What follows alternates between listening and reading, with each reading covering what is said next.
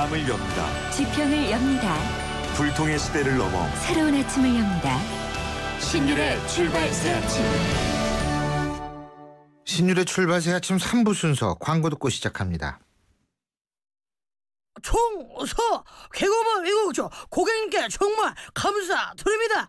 요즘 제가 대리운전하면서 좌우로 열심히 뛰어다녔더니 살이 그냥 쪽쪽 빠지고 있어요. 좌우로 정렬 2588 살 빠지네 살이 빠져 2588 살 빠지네 2588. 트랙스타 시작. 국민 모두 함께 하나 둘 셋 넷 21번 크게 마시고 가슴을 활짝 펴세요. 한 걸음 두 걸음 국민 모두 함께 걸어가요.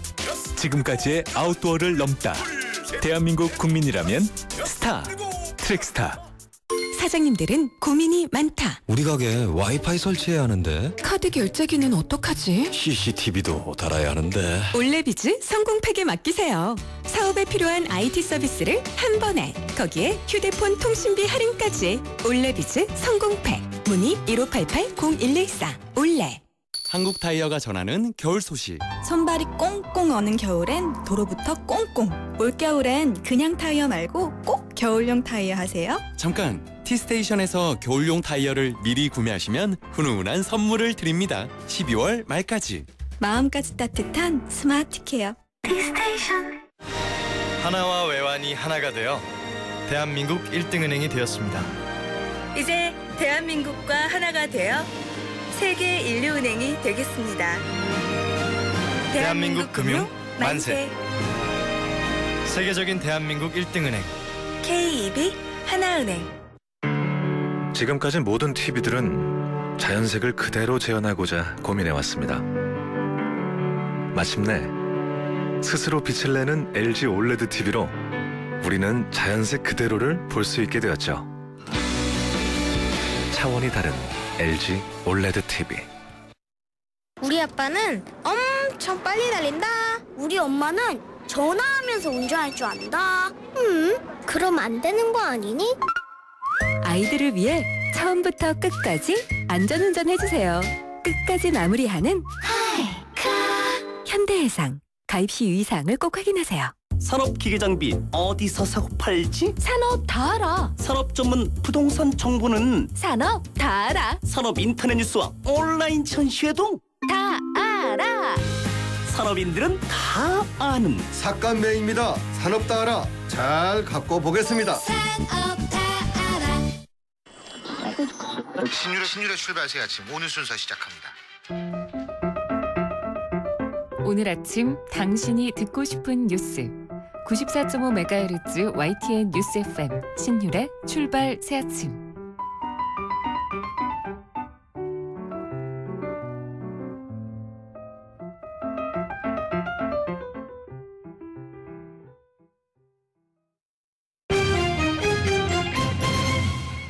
주요 경제 뉴스 짚어봅니다. 최요한 경제평론가 전화 연결돼 있습니다. 안녕하십니까? 예, 안녕하십니까. 최요한입니다.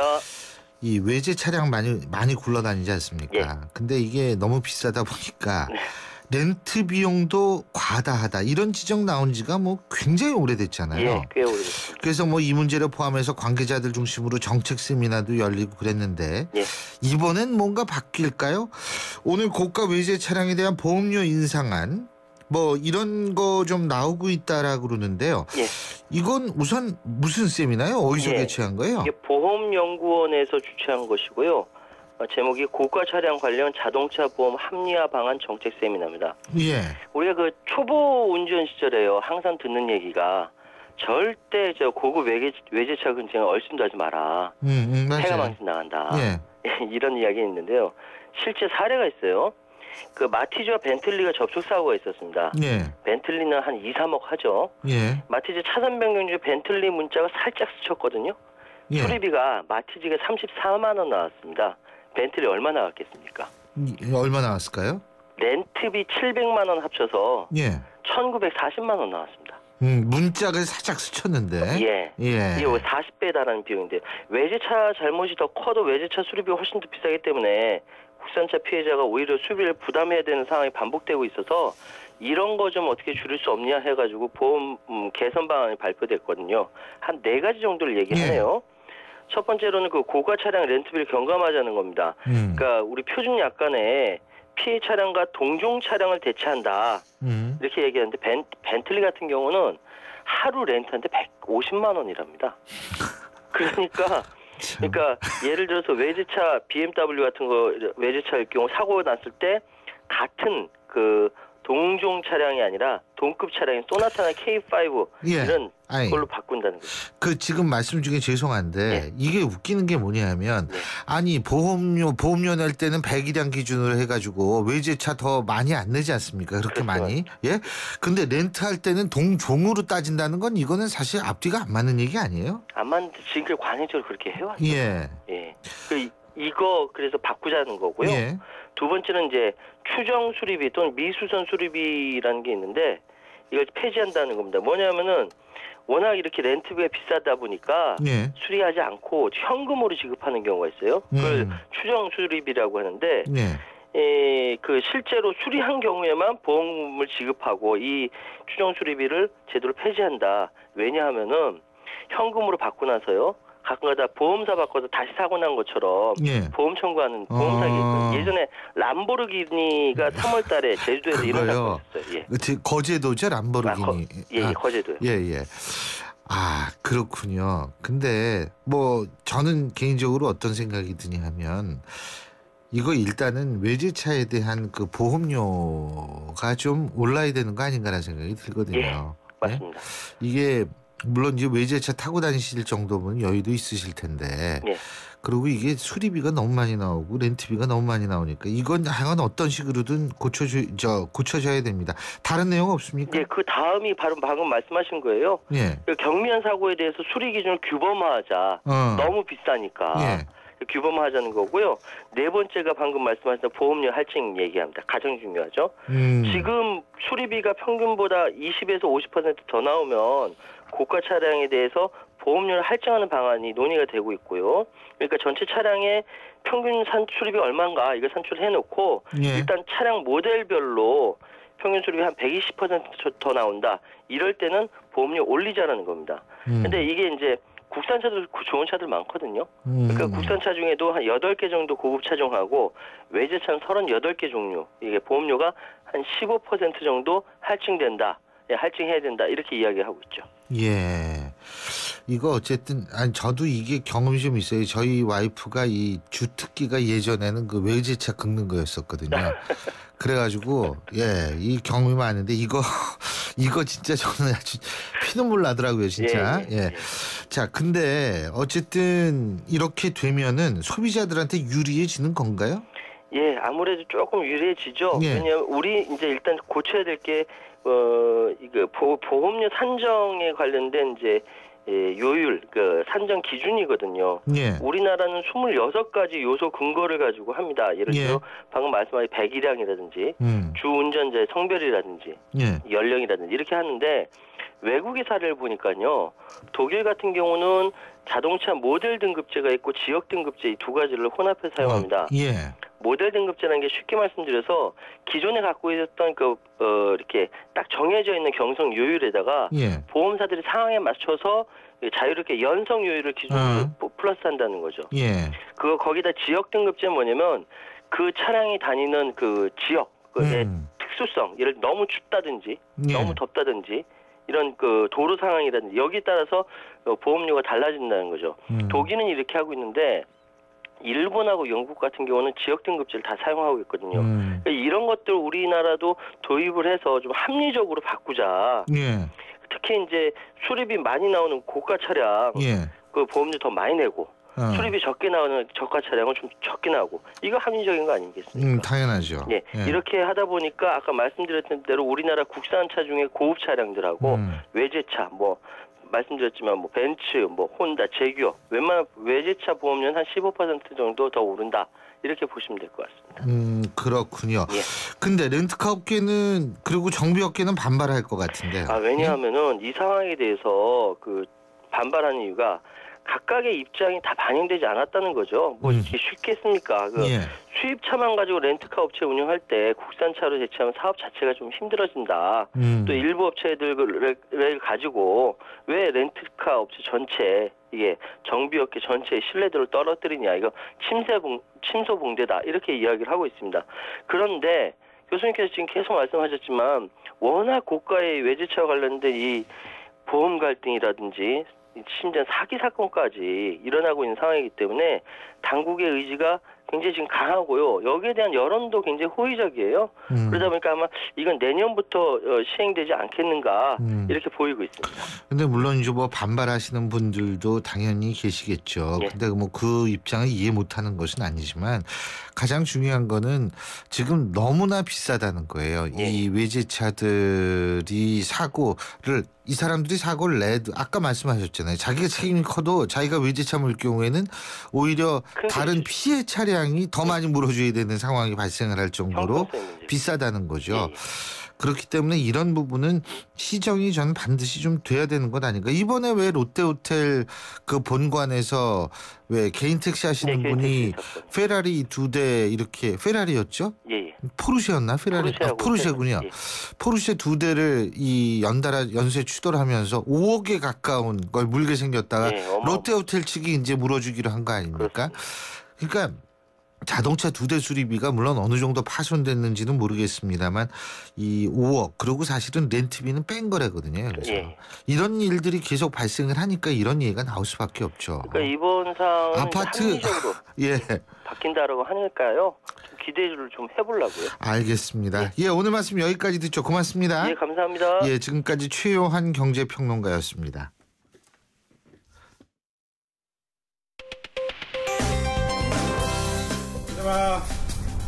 기름아 밥 먹자. 이리 와. 옳지. 잘 먹는다. 기름이. 옳지. 안녕하세요. 여기 왜 강아지가 있어요? 아, 얘가 그 유명한 기름입니다. 기름 이동해서 기르는 강아지. 이렇게 두 가지 뜻이 있는데 소리 나는 대로 그냥 기름이로 해서 한 작년 아마 6월 달에 와가지고 1년 동안 공무견으로 활동한 걸로 알고 있습니다. 항상 보면은 꼬리 흔들면서 반갑게 맞이해주고 그런 부분이 좋은 거죠. 저는 지금 성북구 기름 이동 주민센터에 나와 있습니다. 이곳에는 특별한 공무원이 한 마리 있다고 하는데요. 바로 대한민국 최초의 사회복지 공무견 기름입니다. 기름이가 이곳에서 공무원이 아닌 공무견으로 근무하게 된 사연은 무엇일까요? 요즘 기름이를 돌보고 계시는 박미선 주임의 이야기 들어보겠습니다. 유기견인 기름이가 주민센터로 오게 된 배경이 있을까요? 여기가 이제 철거 지역이 되면서 폐허처럼 되었어요. 아무래도 철거 지역이니까 그때 거기에 이제 버려져 있던 강아지였고요. 버려졌을 당시에 건강 상태가 굉장히 안 좋고 이제 거의 죽을 고비를 넘겼는데 다행히 수술도 받고 진료도 받고 했고 건강하게 되었고요. 그 이후에는 기름이가 이제 받은 사랑에 힘입어서 주민분들한테 같이 나가면서 찾아가는 주민 서비스를 함께 동행하면서 어르신들의 안부도 묻고 그 강아지가 갖고 있는 친근감이나 재롱 이런 것들로 어르신들의 마음 아니면 주민분들의 마음을 조금 더 누그러뜨려서 대화를 하거나 상담을 할 때 부드러운 분위기에서 상담이 조성될 수 있고 서로 마음을 쉽게 열 수 있는 분위기를 조성할 수 있는 매개체 역할을 잘해준 것 같아요. 그래서 앞으로 우리 새끼들도 엄마가 했던 역할처럼 사람과 사람을 이어주는 매개체 역할로 활동했으면 좋겠습니다. 너도 간식 주세요. 너도 많이 커가 많이 먹고 쑥쑥 자라서 엄마처럼 열심히 일할 거야? 아주 예뻐. 기름동의 특별한 강아지 기름이. 이 기름이에게는 요즘 축하할 만한 일이 생겼다고 하는데요.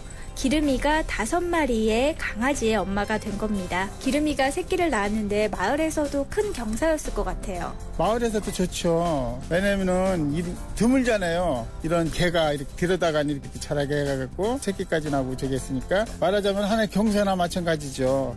기름아, 너는 아주 참 복받은 애야. 이렇게 사랑으로 자랐는데 앞으로도 건강하게 있으면서 좋은 여기 지킴이가 되어다오. 사랑한다. 이쁘다. 지금은 출산 휴가 중이라는 기름이. 주민센터 직원들은 물론이고 마을 주민들도 기름이의 복직을 기다리고 있다는데요.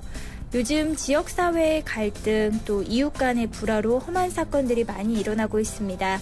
온 마을에 웃음꽃을 가득 피어나게 해준 기름 이동의 마스코트. 기름이의 사연은 그래서 더욱 특별한 것이 아닐까 싶습니다.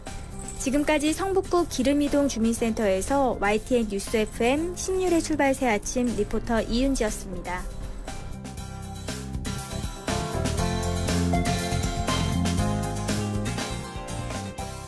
예, 이윤지 리포터 진짜 수고하셨습니다. 그런데 이 기름이, 이 이름도 참 이뻐요. 근데 사실 저는 이 얘기 들으면서 두 가지를 생각을 하게 됐습니다. 하나는 우리나라에 버려지는 이 개들이 너무 많다는 점입니다. 물론 그것이 우리나라만의 현상은 아닙니다만 숫자로 볼 때는 우리나라가 유난히 많다는 거고요. 물론 피치 못할 사정으로 개를 버리고 갈 수밖에 없는 분들이 분명히 계실 겁니다. 하지만 우리가 일단 개를 키운다는 것 자체는 가족으로 받아들인다는 의미로 생각을 해야 하는데 너무나 쉽게 버리고 또 쉽게 사고 하는 것이 아닌가. 우리가 반려견이라는 거 의미를 우리가 되새겨 볼 때에는 우리가 개를 사고 버리는 개는 그런 존재는 아니라는 생각이 듭니다. 단순하게 우리가 지금 이 기름이가 하는 일, 독거노인을 도와드리는 일이라고 얘기를 하죠. 이 독거노인들 뿐만이 아니고 사실 자라나는 아이들이 개와 교감을 할 때에는 아주 보다 풍성한 감성을 갖게 된다라는 그런 연구조사 결과도 있습니다. 그런 의미에서는 사실은 이 우리 인간과 약 3만 년가량 같이 생활했던 이 개가 인간에 주는 의미, 우리가 결코 사고 파는 대상으로 볼 수 없음을 증명하는 것 아닌가, 이런 생각이 들게 되는데요. 자, 5마리 새끼 난 우리 기름이 새끼 건강하게 키우기 바라겠고요. 앞으로도 많은 독거노인들 그리고 많은 청소년들에게 정말 아주 따뜻한 감성을 무럭무럭 자라게 하는 그런 역할을 했으면 좋겠습니다.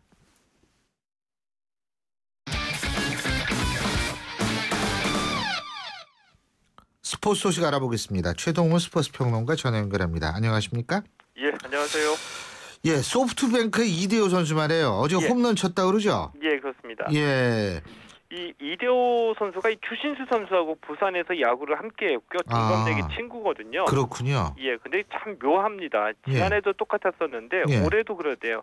어제 이 약속이나 한 듯이 두 선수가 같은 날 홈런을 치는 경우가 많이 있었거든요. 예. 어제 추신수 선수 홈런 치니까 이대호 선수도 어제 또 홈런을 날렸습니다.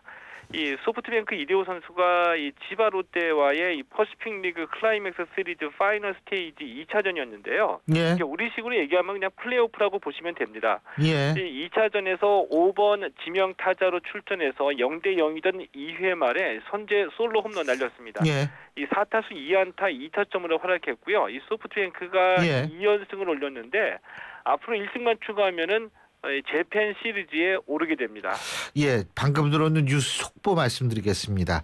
캣맘 사건, 다시 말해서 용인에서 고양이 이 집을 지어주다가 위에서 떨어진 벽돌에 맞아 숨진 바로 그 사건의 용의자가 신병 확보됐다라는 소식입니다.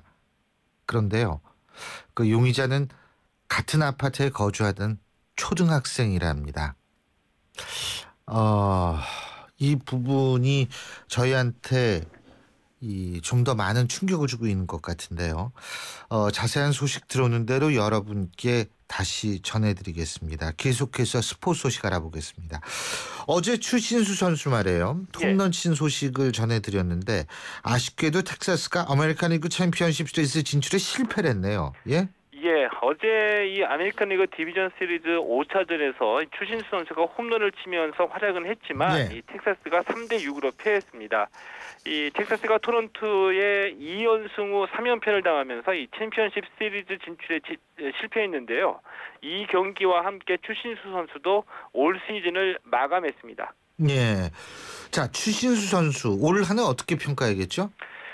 지난 5일에 텍사스가 아메리칸 리그 서부지구 우승을 차지했을 때에 추신수 선수가 바로 이런 기분을 만끽하려고 텍사스에 왔다, 이렇게 얘기했거든요. 예. 지난해 이 자유계약 선수 FA로 텍사스에 입단할 당시에도 이 월드 시리즈 우승을 하고 싶어서 텍사스를 택했다, 이런 말을 했는데 이 메이저리그 15년 생활 동안 이 서부지구에서 우승한 것이 추신수 선수 첫 번째 우승 경험이었습니다. 예. 이 텍사스 전력이 좋기 때문에 월드 시리즈 우승 반지를 끼겠다는 목표를 가지고 텍사스를 택했는데 올해의 이 서부지구 우승을 차지하기는 했지만 월드 시리즈 전초전이라고 할 수 있는 아메리칸 리그 챔피언십 시리즈 진출에 실패했다는 것을 감안해 보면 아쉬움이 많이 남을 수밖에 없겠죠. 그렇군요. 더군다나 이 전반기에 부진했다가 이 후반기에 살아나면서 이 텍사스의 서부지구 우승을 이끌었기 때문에 더 아쉬운 거죠. 그러니까 처음부터 못하면 그냥 포기하고 하는데 이게 처음 못하다가 나중에 잘한단 말이에요.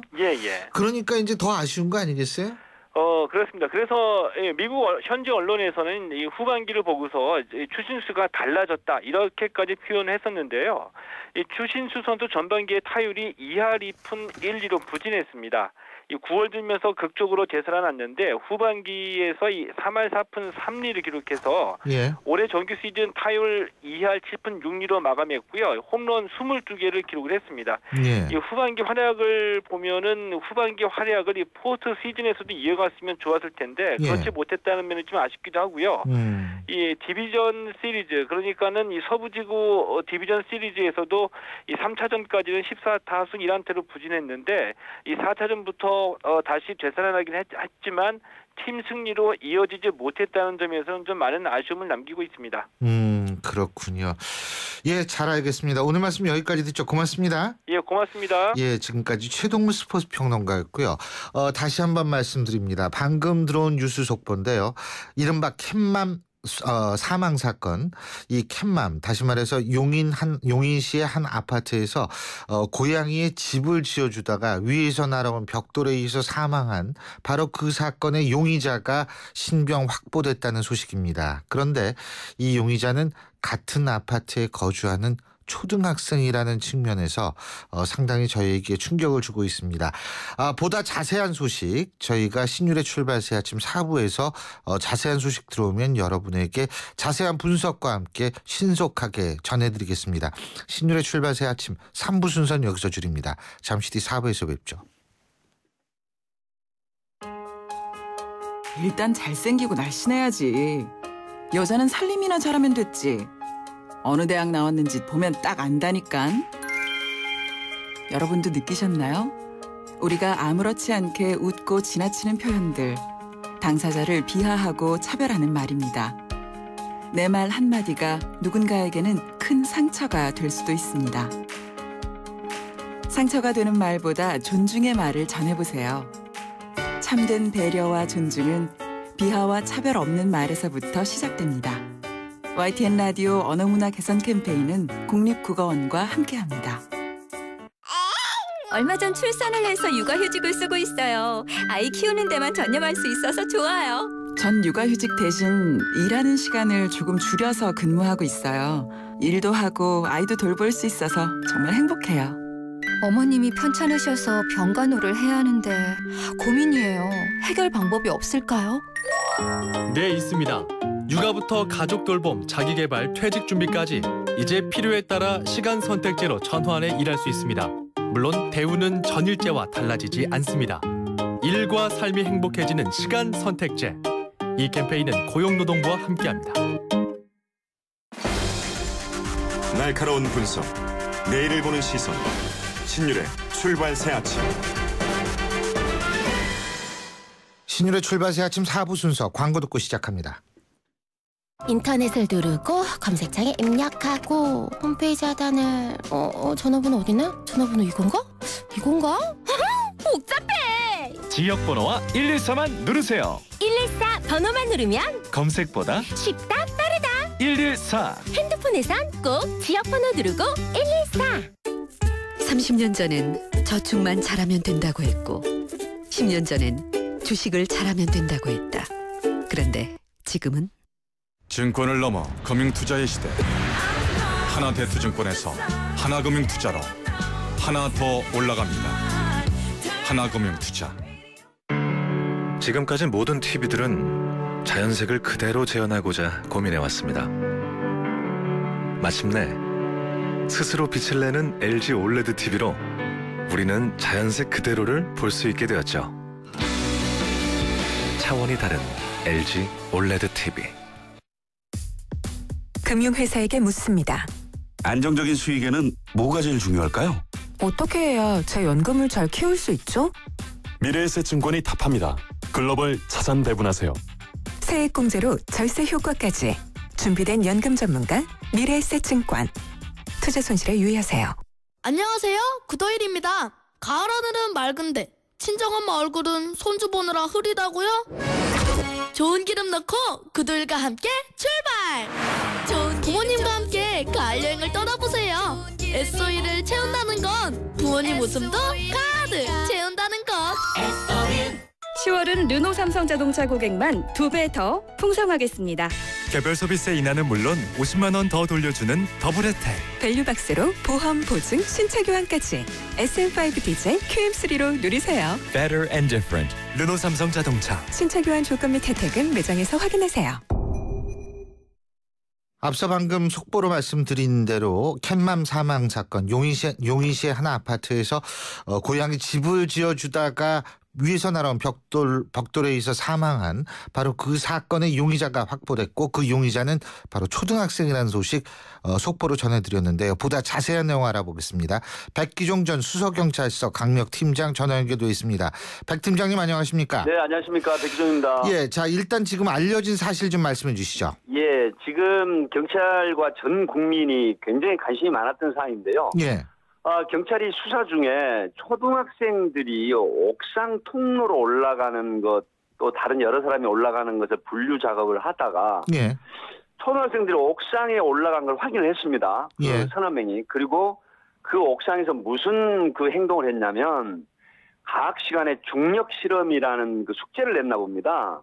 그래서 이 정도 무게면 몇 초 정도의 지상으로 떨어지는지 낙하 실험을 아마 했었던 것 같은데, 이 상태에서 1.8kg짜리 벽돌을 옥상으로 가지고 가서 던지는 실험을 한 것입니다.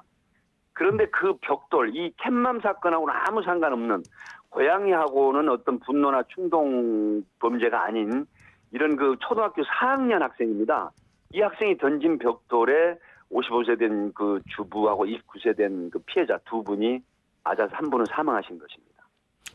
자, 저는 이 낙하 실험을 했다고 얘기를 하는데, 네. 그 낙하 실험을 학교에서 야 니들 옥상에 올라가서 벽돌 한번 던져봐라라고 얘기를 하진 않았을 거 아닙니까? 네, 그렇습니다. 예, 그거의 위험성을 초등학교 4학년짜리가 벽돌을 딱 이 옥상에서 밑으로 던지면 그게 얼마나 위험한지를 모른다라는 사실 자체가 전 잘 선뜻 이해하기는 좀 힘들거든요. 그렇습니다. 초등학교 4학년 정도면 최소한 위험하다는 정도 인식을 해야 되는데 설마 하는 그런 생각을 했었던 것 같습니다. 그래서 사실 적지 않은 무게 1.8kg짜리 벽돌을 가지고 실험을 했는데 결국은 이 학생들의 행위로 해서 한 사람의 무고한 생명을 잃게 됐는데 또, 예. 굉장히 참 터무니없고 너무 어이없는 그런 상황입니다. 그리고 제가 이제 또 한 가지는 뭐냐면은요, 낙하 실험을 했다, 뭐 그건 다 뭐 이해할 수 있습니다만 중요한 것은 지금 캣맘 사건이 이 사회의 초미의 관심사가 됐는데 중요한 부분이라는 거는 부모님들이라든지 이런, 그러고 자기네 동네에 살인 사건이 난 거 아닙니까? 그렇습니다. 그렇다면은 온 동네 사람들이 다 얘기를 할 거고 경찰들이 맨날 왔다 갔다 할 거고, 그렇지 않습니까? 그렇습니다. 그런데 그 초등학생이 경찰이 우리 동네에 왜 왔는지에 대해서 아무런 인식 없고 여태까지 가만히 있었다. 네. 최소한 더 중력 실험을 했으면 내가 그때 중력 실험을 했는데 이거하고 관련이 있지 않나라고 최소한 더 부모님한테라든지 이게 상의를 하고 부모님은 우리 애들이 이렇게 했는데 이거 어떡합니까? 라고 경찰에 얘기하는 게 상식적인 수습 과정이 아닌가라는 생각이 들거든요. 예, 경험칙상도 보면 부모는 이미 알고 있었을 걸로 그렇게 판단이 됩니다. 그럼에도 불구하고 아이에 의해서 그 어떤 사망 사건까지 나오고 또 전 국민의 어떤 관심 사항이었기 때문에 아마 어떤 두려움이라든가 이런 것 때문에 미리서 얘기를 하지 않았던 부분이 있는 게 아닌가. 그렇다고 하더라도 교수님이 말씀하신 것처럼 우리 아이가 옥상에서 몇 명과 어울려서 이런 중력 실험을 했다라고 얘기를 했더라면 이런 경찰력 낭비뿐만 아니라 전 국민이 이런 어떤 캣맘에 대한, 고양이에 대한 분노나 충동 범죄 아니냐 하는 그런 우려. 그리고 이제 아침에 주부들이나 어린아이를 가지고 있는 그 부모들, 특히 엄마들이 출근할 때도 아이 걱정, 그다음에 본인이 나가면서도 옥상을 한번 쳐다보는 이런 굉장히 불안 심리가 많다고 하는데, 전 경비원을 통해서도 직접 들었습니다만, 저도 아파트 사니까 이런 불안 심리가 확산이 돼 있었고, 또 경찰이나 언론에서 이 사건의 어떤 중요성이나 문제점을 가지고 굉장히 보도를 많이 했음에도 불구하고 지금까지 은폐를 한 것처럼 느껴지거든요. 이런 부분이 물론 아이는 그렇다고 치더라도 부모로서의 어떤 역할이 굉장히 미흡하고 좀 못마땅하다는 생각이 듭니다. 물론 용의자라고 우리가 하고 지금 우리가 얘기하는 것은 일종의 추론일 수 있겠습니다만 또 한 가지 궁금한 것은 옥상무는 보통 잠가 놓는 거 아니에요?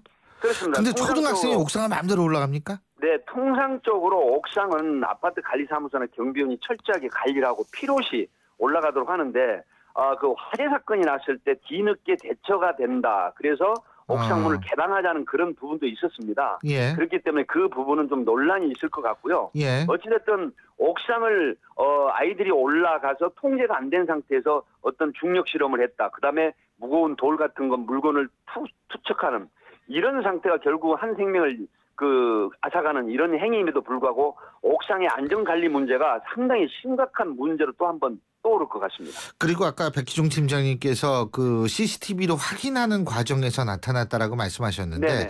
왜 어제 보도된 바에 따르면은 아파트 주민을 상대로 거짓말 탐지기 조사한다고 그랬죠. 그러니까 네네. 거짓말 탐지기 조사로 결과 이런 용의선상의 용의자가 나타난 것은 아니다. 네, 거짓말 탐지기로 나타난 건 아니고요. 예. 그 경찰이 병행해서 혹시 아파트 옥상으로 올라가는 사람들이 없나 이런 부분도 병행해서 수사를 했는데 예. 결국은 아파트 옥상으로 올라가는 초등학생이 있다는 걸 인지하고 예. 그다음에 조심스럽게 접근을 해서 초등학생들에게 그런 말을 들어서 결국 그 실험을 했었다는 걸 알게 되고 지금 더욱 치밀한 그런 수사를 하는 걸로 지금 알려지고 있습니다. 근데 물론 이제 저희가 지금 많은 의혹을 제기했습니다.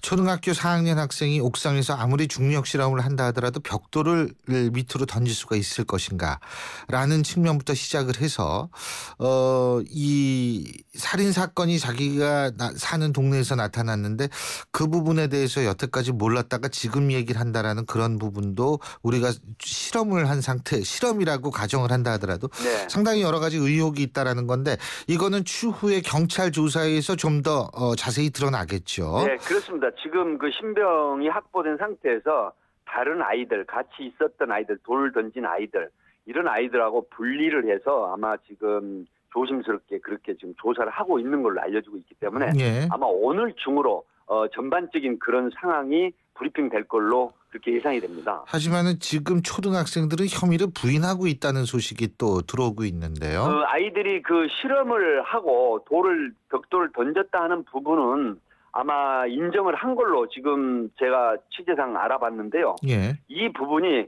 그러나 그 벽돌이 뭐 아니다. 아니면 그 벽돌 사람이 죽을 정도는 아니다. 뭐 이런 형태의 오락가락하는 진술이 있는 것 같아서 이거는 경찰이 최종적으로 브리핑하기 전까지는 어떤 애단을 할 필요는 없다. 하지만 초등학생들이 올라가서 동일한 벽돌을 사용하여 실험을 했다. 이 정도는 지금 현재 확인된 상태로 알려지고 있습니다. 알겠습니다. 지금은 어디까지나 추론 상태고 여러 가지 확실한 얘기는 보다 좀 더 확실한 얘기는 저희가 오늘 오후쯤이면 알 수 있겠네요. 오늘 말씀 여기까지 듣겠습니다. 감사합니다.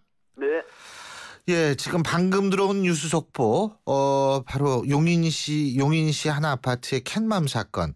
이 캣맘 사건의 용의자가 지금 신원이 확보됐고요. 용의자는 아파트 거주 초등학교 4학년 학생이어서 이 부분에 대한 신속한 분석 백기종 전 수서경찰서 강력팀장과 나눠봤습니다. 여러분의 아침을 함께합니다. 94.5MHz YTN 뉴스 FM 신율의 출발 새아침.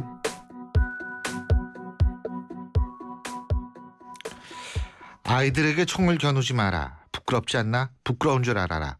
한 노인이 이렇게 소리치고는 총을 쏘는 경찰의 총구를 맨몸으로 막아섭니다. 이게요, 영화에서 일어난 일이 아닙니다. 지금 21세기에 지구상의 한 곳에서 실제로 일어나고 있는 바로 우리의 현실입니다. 바로 연이은 피해 보복으로 다시금 긴장이 고조되고 있는 이스라엘과 팔레스타인의 얘기인데요. 지난 12일 영국의 한 언론을 통해 공개된 영상에서 65세 팔레스타인 노인이 총을 겨누는 이스라엘 경찰을 막아서고는 제가 앞서 말씀드린 대로 이런 호통을 쳤다고 합니다. 그리고 이렇게 덧붙였습니다. 아이들을 체포할지라도 쏘지 마라. 더 죽이고 싶은가? 오늘도 2명이 이 땅에 묻혔다. 당신은 인간이 아닌가. 잘잘못을 따지기 전에 누군가가 죽이지 말라고 외쳐야 하는 이 상황. 우리는 절대 외면해서는 안 될 겁니다. 자, 이스라엘과 팔레스타인 상황 전문가와 함께 짚어보겠습니다. 한국외국어대학교 국제지역대학원 서정민 교수 전화 연결돼 있습니다. 서 교수님 안녕하세요. 예, 안녕하세요. 예. 지금 이제 이스라엘하고 팔레스타인 상황부터 간략하게 우리 청취자 여러분을 위해서 좀 얘기해 주시죠. 예, 뭐 이스라엘 팔레스타인 분쟁은 이제 1947년 유엔이 이스라엘과 팔레스타인 사람들이 계속해서 싸우다 보니까요 분리안을 내놓습니다. 예. 그러면서 그 지중해 연안의 가자 지구는 이집트가 관할하고 또 요르단강 서안의 동쪽 지역은 요르단이 관할하는 지역으로 이제 나눠놓고 이스라엘을 건설을 허용해 주었기 때문에 예. 두 쪽으로 나뉘게 됐죠. 예. 이후에 1967년에 이스라엘이 양쪽 지역을 다 점령을 하고요. 예. 가자 지구는 뭐 한 10여 년 전에 돌려줬습니다만은 서한 지구는 사실상 아직도 이스라엘의 통치하에 있기 때문에 어쨌든 점령하에서 또 지중해 가자 지구와 또 이 동쪽의 요르단강 서한 지역이 나뉘면서 팔레스타인도 둘로 나뉘고 양측 간의 갈등이 복잡하게 얽혀가고 있습니다. 그렇군요. 자, 그러면은 지금 말이에요. 지금 충돌은 어떻게 발생을 한 거죠? 예, 지난달에 그 동예루살렘 지역에서 발생을 했는데요. 지난 9월 이스라엘의 관리들과 경찰, 유대인 활동가들이 예루살렘의 이슬람 성지인 알 아크사 사원 부지에 잇따라 진입을 하기 시작했습니다. 예. 이런 이제 진입이 있는 동안 혹시 충돌이 발생할까 우려해서 무슬림들의 이슬람 성지 방문을 제한하기 시작했고요. 이에 대해서 이제 항의가 격화되면서 양측 간의 충돌이 발생하고 있는데요. 팔레스타인 사람들은 이스라엘이 알 아크사 사원 일대를 차지하려고 최근 사원 부지를 잇따라 진입하고 있다라고 의심하고 있습니다. 예, 그렇군요. 이 동예루살렘 혹은 예루살렘 이런 게 이제 팔레스타인, 이스라엘 모두한테 아주 각별한 의미가 있는 곳 아니겠습니까? 그렇죠? 예, 그렇습니다. 예루살렘 문제는 28 분쟁의 핵심 가운데 하나라고 볼 수 있는데요. 예. 그러니까 이스라엘과 팔레스타인 양측 모두 예루살렘을 자국의 수도로 지금 사모리 하고 있고 또 그렇게 천명해 놓은 상태입니다. 예. 이 때문에 이제 뭐 두 나라가 같은 곳을 수도로 두니까 대립과 갈등이 반복될 수밖에 없고요. 동예루살렘 지역에는 이제 유대교의 성지인 템플 마운트가 있고요. 같은 곳에 이슬람의 3대 성지 중 하나인 알 아크사 사원이 자리 잡고 있어서요. 예. 양측 간에 뭐 종교적으로는 또 갈등도 발생하고 있고요. 그런데 문제는요. 이 동예루살렘 지역이 이스라엘이 1967년 3차 중동 전쟁으로 점령한 곳입니다. 예. 그러니까 국제법상 원래는 이제 돌려줘야 되는 곳인데 이곳에서 계속 점령을 하게 되니까 양측 간의 갈등이 끊이지 않고 있습니다. 예. 자, 인티파타. 그러니까 이게 인티파타라는 게 80년대하고 2000대 초에 벌어졌던 팔레스타인들의 무장 저항 운동 아니겠습니까? 네네. 그런데 지금 제3차 인티파타가 되지 않을까, 나타나지 않을까, 이런 우려가 제기된다. 그 이유가 SNS상으로 지금 상당히 그 팔레스타인 사람들끼리 여러 가지 얘기들이 많이 오가고 있기 때문에 그런 모양이죠? 네, 그렇습니다. 특히 그 팔레스타인의 무장 정파 하마스가 가자 지구 주민들에게 이제 제3의 인티파다를 해야 된다라고 계속해서 이제 부추기는 뭐 메시지가 이제 SNS에 계속해서 올라오고 있습니다. 그런데 이제 가장 중요한 것은 현재 지금 이 이스라엘 팔레스타인 간의 분쟁이 1993년 오슬로 협정이 있었음에도 불구하고 두 국가 해결안이 아직까지 지금 진행이 되지 않고 있거든요.